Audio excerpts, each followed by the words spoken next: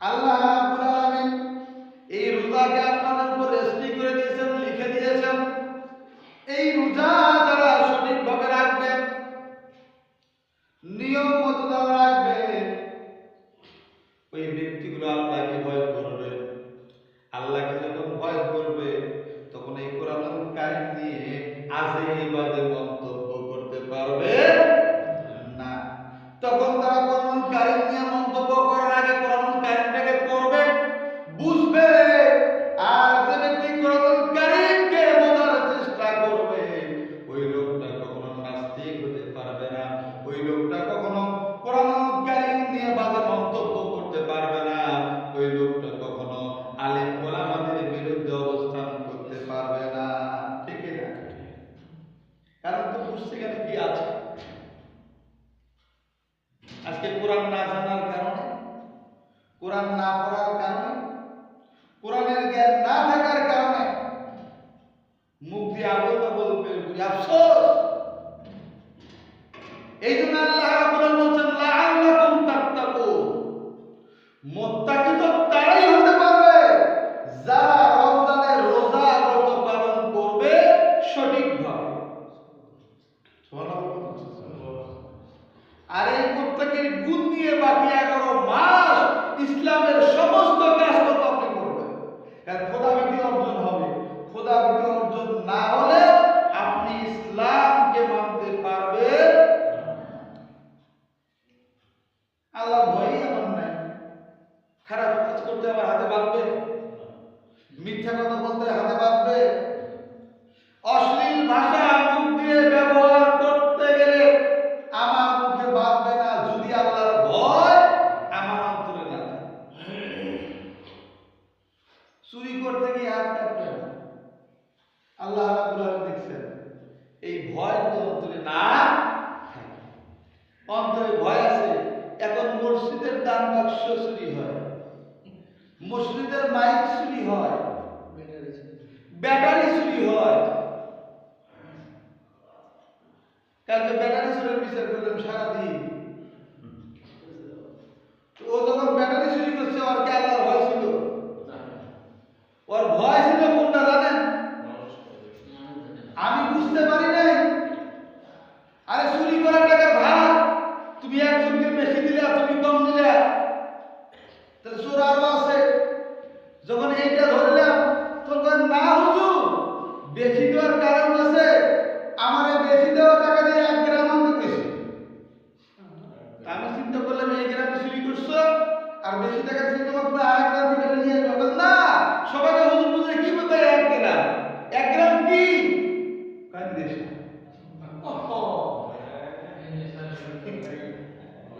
চিন্তা করছে। বেশি টাকা দিচ্ছে আপনাদের তো ভাগ দুইটা আছে, ছোট আরো একজন আছে না, ওটাতে গ্রাম কিনবে 1 গ্রাম। তাহলে যদি ওর ভিতরে আল্লাহর ভয় থাকতো, তাহলে ওই গ্রাম কেনার চিন্তা করতো না, করতো। এই জন্য রোজা আসছে, মুত্তাকি হওয়ার জন্য। মুত্তাকি মানে আল্লাহর ভয় তার অন্তরে পয়সা।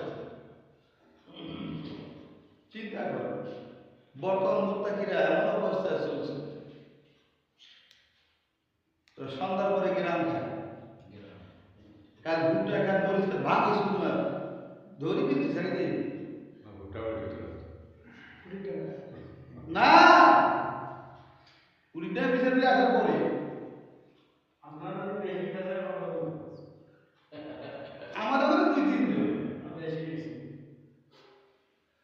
এই যে অবস্থা, এরা এমন মুত্তাকি হয়েছে, এদের ধরিয়া পিটাইয়া তওবা করাইছি আমি, নামাজ পাবো তো বলবে জীবনেই কাজ করবে না।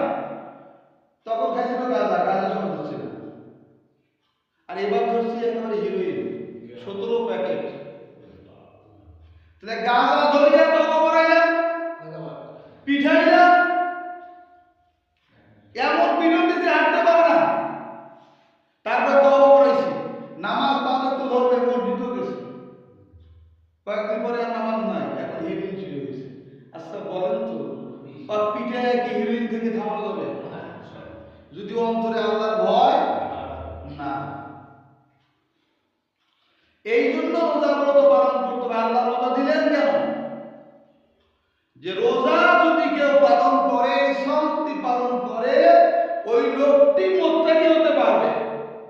আর মুত্তাকি যে ব্যক্তি হবে, ওই লোককে তারা কোনো খারাপ কাজ করা সম্ভব নয়।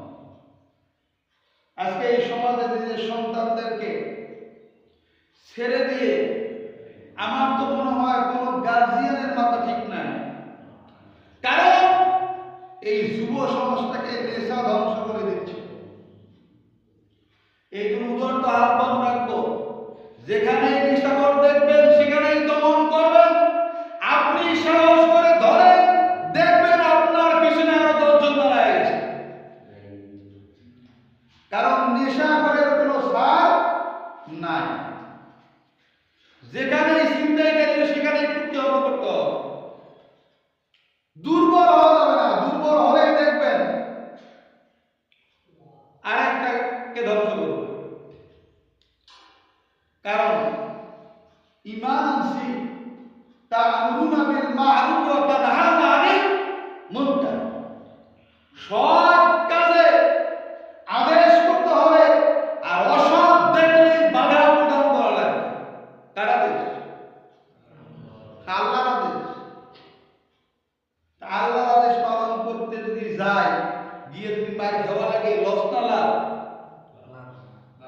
আল্লাহর হুকুমত পালন করতে গিয়া শরীরের যে জায়গায় আঘাত খাবে, ওই জায়গায় জাহান্নামের আগুনে জ্বলবে না। সুবহানাল্লাহ। ওই জায়গায় যদি জাহান্নামের আগুনে না জ্বলে আপনার জাহান্নামে দেয় কে? সেটা হতে হবে আল্লাহর দ্বীন প্রতিষ্ঠার ক্ষেত্রে, আল্লাহর হুকুমত বাস্তবায়নের ক্ষেত্রে, আল্লাহর আদেশ পালনের ক্ষেত্রে হতে হবে। ঠাকুরকে ছুটি করবেন যে দান থাকেন, যাকে আল্লাহ প্রতি ছেড়ে দেন, ও মার খেতে লাভ নেই। সম্মানিত উপস্থিতি, আল্লাহ রাব্বুল আলামিন এখানে জানিয়ে ইয়া আইয়ুহাল্লাযীনা আমানু, হে ঈমানদারেরা। এখানে গাঁজা ধরে টাকায় নেই, হিন্দু টাকায় নেই, বৌদ্ধ টাকায় নেই। যারা বলে আমি ঈমানদার, আল্লাহ তাদেরকেই ডাক দিয়েছেন, ঠিক কিনা? আমাদের সমাজে যতগুলো মানুষ আছে, লাইনকে দাঁড়িয়ে বলেন যে ঈমানদার নরকে কি, তারা আল্লাহ লাইন হবে। কত লাইন কয়টা হবে এই সমাজে? একটা হবে। ঈমানদারের ঈমানদার নাই লাইন হবে না। তাইলে আমার সমাজে যতগুলো মানুষ আছে, আজকে আমি কথা বলছি, এই সমস্ত মহিলা পুরুষকে আল্লাহ ডাক দিয়ে বলেন ইয়া আইয়ুহাল্লাযীনা আমানু। আল্লাহ গোটা পৃথিবীর মানুষকে বলছে, আমি ধরুন এই ক্ষেত্রে বলতেছি, যেটা আমার সমাজটাই বলতেছিলাম। হে ঈমানদারেরা, কুতিবা আলাইকুমুস সিয়াম, রোজাকে তোমাদের উপরে রেস্ট্রিক্ট করে দিয়েছি। কুতিবা লিখে দিয়েছি। কে লিখে দিল? আল্লাহ লিখে দিল। তো রোজাটা কার? এখন দিল, এখন কার? এখন আমাদের, ঠিক কিনা? আল্লাহ আমাদেরকে রেস্ট্রিক্ট করে দিয়েছেন, এখন রোজাটা আমাদের। এখানে এই রোজা আমাদের হইল, আল্লাহ লিখে দিল। এখন এটা আমাদের করতে পারি, তাহলে রোজাটা আমার থাকবে নাকি? কথা কি বোঝা গেছে? একটা জমি আপনার বাপে আপনাকে লিখে দিয়েছে, আরো 2টা সন্তান আছে, আপনার মহব্বত করে একজন বেশি লিখে দিবে। এখন আপনি যদি মনে করেন যে বাপে আমাকে লিখে দিছে, আমার আর কে থাকে? আপনি ওই জমি চাষ ঠিক মতো করেন না, ফসল ঠিক মতো ফলান না, ওই জমির কোনো পরিচর্যা নাই, ওই জমি বেশি খেতে সময় লাগবে। হ্যাঁ, ওইটার কারণে আপনার বাকি দুটো ভাবে উঠে চলে যাবে। কারণ আপনি তো অলস হয়ে গেছে। ওটার কদর করতে আপনি জানেন না। ওটার কদর যদি করতেন, বাকি যেটা আছে এটারও কদর আপনার হইত। তেমনি করে আল্লাহ রোজাকে আপনাদের উপরে লিখে দিলেন, কুতিবা আলাইকুমুস সিয়াম, তোমাদের উপরে রোজাকে ফরজ করে দিলাম, লিখে দিলাম, রেস্ট্রিক্ট করে দিলাম। এইটা যদি তোমরা পালন করতে পারো, তাহলে লাআল্লাকুম তাত্তাকুন, তাই তো বিজয়ী হবা, মুত্তাকি হবা। কিন্তু শুধু তোমাদেরকে লিখে দিই নাই, কামা কুতিবা আলাল্লাযিনা মিন ক্বাবলিকুম, তোমাদের পূর্বেও যারা অতীত হয়ে গিয়েছে তাদের উপরেও রোজাকে আমি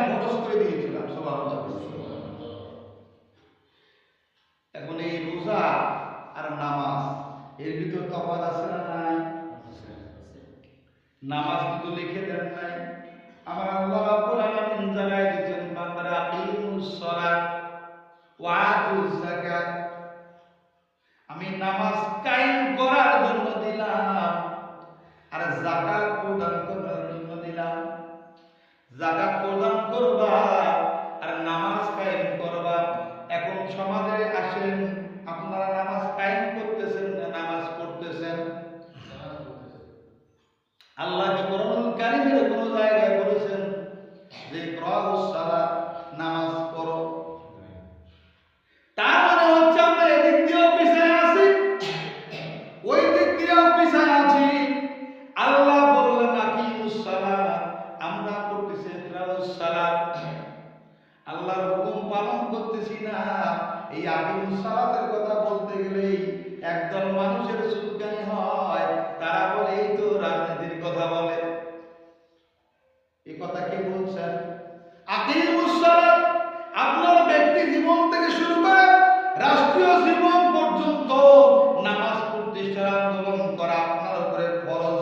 আপনি যদি মনে করেন নিজে নিজে নামাজ পড়া ফরজ, আপনি ভুল করলেন।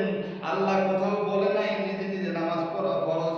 আকিমুস সালাত কায়েম করা লাগবে। আমাদের সমাজে জামা পোশাক, এই পোশাক কায়েম আছে না নাই? আজকে জুমার দিন সব পোশাক খুলে ফেলা লাগবে না। আপনি লুঙ্গি যদি পরেন ফরজটা রাখেন, ঢাকায় পরে গেঞ্জি গায়ে দেন নাই, আপনি মসজিদে আসছেন নামাজ পড়ার জন্য, আমাকে কিচ্ছু বলা লাগবে না। একদম সহজ সরল মানুষ যদি থাকে সেও বলবে ভাইয়ের মাথার সমস্যা হয়েছে। ভালো মানুষ হঠাৎ করে কি হইল, আজকে মসজিদে নামাজ পড়ার জন্য আসলো, কিন্তু লোকটার তো গায়ে জামা নাই, বলবে। এই কথা বলার কারণ হচ্ছে এই সমাজে পোশাক কায়েম আছে। এই পোশাক যদি একজন একটা পোশাক না পরে সমাজে আসে, মানুষের মাঝে আসে, তখন আরেকজন মানুষ ওই লোকটাকে পাগল বলে। আজকে যদি সমাজে নামাজ প্রতিষ্ঠিত থাকতো আর কোন মানুষ যদি নামাজে ভক্ত হওয়ার পরে বাইরে ঘোরাঘুরি করত, আমরা মনে করতাম লোকটি মনে হয় পাগল হয়ে গেছে, তার মাথার তার ছিঁড়ে গেছে, এখন জামাত শুরু হয়ে গেছে, এখন ওই লোকটা বাইরে ঘোরাঘুরি করে। ঠিক না? তার মানে নামাজ কায়েম আমাদের সমাজে নাই। নামাজ যারা কায়েম করতে চায় তাদের সাথে যুক্ত হয়ে নামাজ কায়েমের আন্দোলন আপনাদেরকে করতে। হুজুর কেন যুক্ত হব? একা একা করলে হবে না, একা একা কোনো কিছুই হয় না। আমার আল্লাহ রাব্বুল আলামিন জানায় দিলেন ওয়াতাসিমু বিহাবলিল্লাহি জামিয়া, তোমরা জামাতবদ্ধভাবে, সংঘবদ্ধভাবে, দলবদ্ধভাবে, দলে কত নাই? জামাত মানে দল, এটা কোন শব্দ? কোরআনের শব্দ। ওয়াতাসিমু বিহাবলিল্লাহি জামিয়া, তোমরা দলগতভাবে আমার কোরআনটাকে আঁকড়ে ধরো। সুবহানাল্লাহ। এটা কি আয়াত বানাইলেন নাকি? হ্যাঁ, নাই জানো কথা। এরকম আয়াত করতে কত যে বের হবে না ঠিক নেই। তোমরা দলগতভাবে আমার কোরআনকে আঁকড়ে ধরো। হাবলুম মানে রশি। আল্লাহ রাব্বুল আলামিন এখানে কোরআনুল কারীমটাকে রশির উদাহরণ দিয়েছে, কারণ রশিটা ছেড়ে না, ঠিক না? আপনারা কোথাও কিছু যদি আটকে দেন, রশি লাগে, রশি দিয়ে বাঁধতে হয়, রশিকে ভর করে আপনার উঠতে হয়, ঠিক না? আল্লাহ বলছে এটা একটা রশিদের উদাহরণ দিয়েছেন। এইটাকে রশির মতো আপনি একটা গাছে উঠতেছেন, একটা রশি ধরে, রশিটাকে যদি আপনি অর্ধেক রাস্তায় যে একটু হালকা ভাবে ধরেন, আপনি কি ওই জায়গায় থাকবেন না নিচে পড়বেন? নিচে পড়লে কি হবে? রং পুরো নেবে না, ঠিক কিনা? হ্যাঁ, তার মানে আল্লাহ বলছেন ওয়াতাসিমু বিহাবলিল্লাহি জামিয়া, শক্তভাবে আদরবদ্ধভাবে আমার রশিটাকে আঁকড়ে ধরো। ওয়ালা তাফাররাকু, আর এখান থেকে পরস্পর বিচ্ছিন্ন হইও না। এখান থেকে যদি পরস্পর বিচ্ছিন্ন হও, তাহলে শয়তান তোমাকে তাড়াই নিয়ে যাবে, ঠিক না? কারণ আল্লাহ রাব্বুল আলামিন দুনিয়ায় পাঠিয়েছেন দল কয়টা?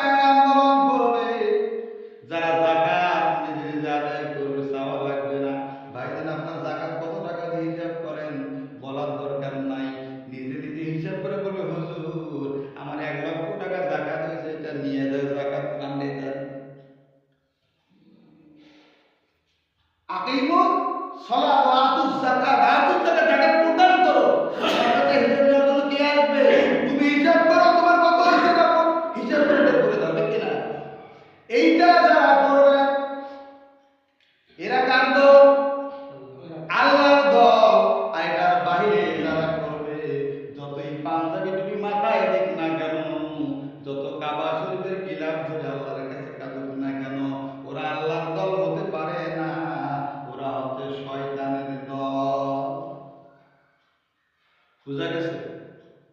কাবা শরীফে গেলাপ ধরলে কি মানুষ পবিত্র হয়? হ্যাঁ, কিছু মানুষের যে টাকা আছে তার যায় ডবল হাজি উমরা করে হিসাব সারা আছে না? ওই যে হাজিরা আসা সুন্নত নিতে পারলে মা আর আমি সুন্নত দেওয়ার জন্য খাদের দেড়টা তো টাকা লাগবে, লাগবে না?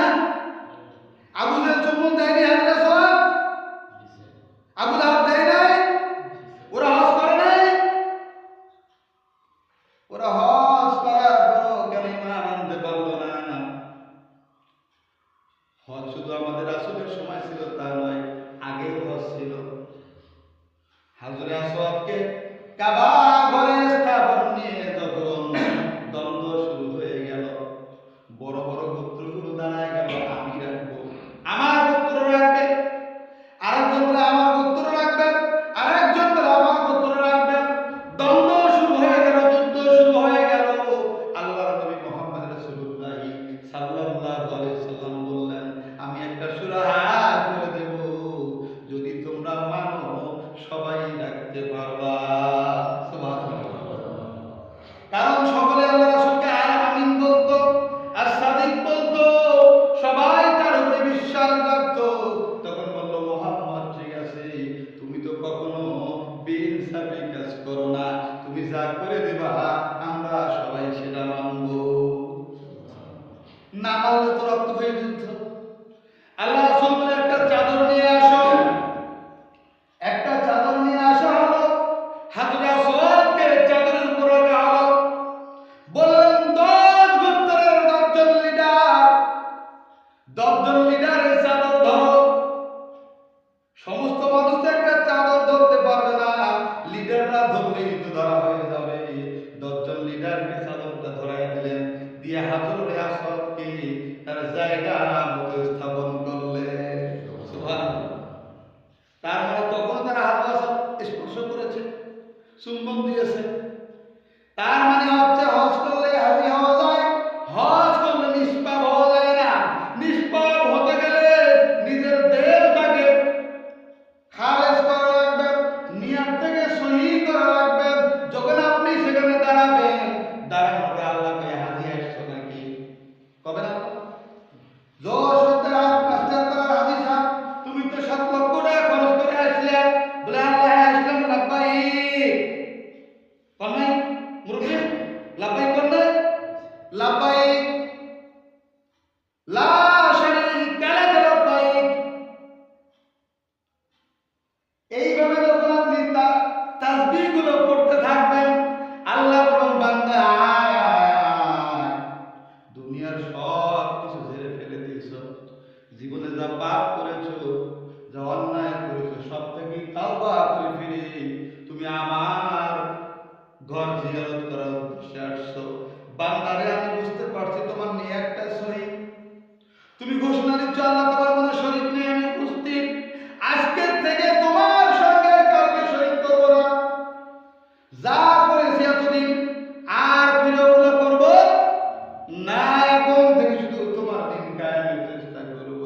এই ওয়াদা যখন দিয়ে আসলেন, হাজী সাহেব আসার পরও যদি ওয়াদার মতো কাজ করে, ওনারা হজ কাজে লাগবে, ঠিক আছে? আর যদি অন্তরে থাকে না, সম্মানের জন্য যাব, দাম কম, কয়েক বিঘা এই কাজ, ঠিক না? আর সমাজে যখন যাব, ওই সমাজের মানুষ আমাকে দাওয়াত দেবে, হাজী সাহেব আসেন, হাজী সাহেব আসেন, সমাজে হাজী নিয়ে একটা রমরমা ব্যবসা হবে। যখন কোনো দাওয়াত আসবে, কাঠে লেখা হাজ, আমি সবার কাছে কি আমার সম্মানটা বৃদ্ধি পাবে। একটা অনুষ্ঠানে যখন নাম ঘোষণা হবে আল হাজ, আমার সম্মান বৃদ্ধি পাবে। এইরকম নিয়ত যদি থাকে, আর ওইখানে কি করে লাব্বাইক আল্লাহ শারীকা লাক লাব্বাইক, আল্লাহ কি অন্তরে খবর জানে না? জানে। হাজী খালি মর, তারপর বের করবো তোর সম্মান কত লাগে, সব সম্মান দেব। এই জন্য সব ইবাদতের প্রথম হচ্ছে সহি নিয়ত। আপনার নিয়ত যদি সহি হয়, আপনার আমল সহি হবে। আর নিয়ত যদি আমার গোলমাল হয়, আমার আমল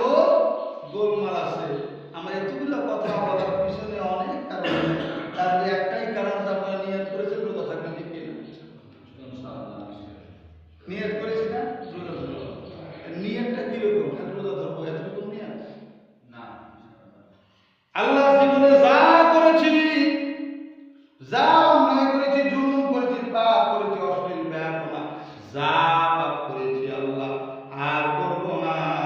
আল্লাহ তুমি রমজান মাস আমাকে দিয়েছ, রোজা কত পালন করব, নামাজ কায়েম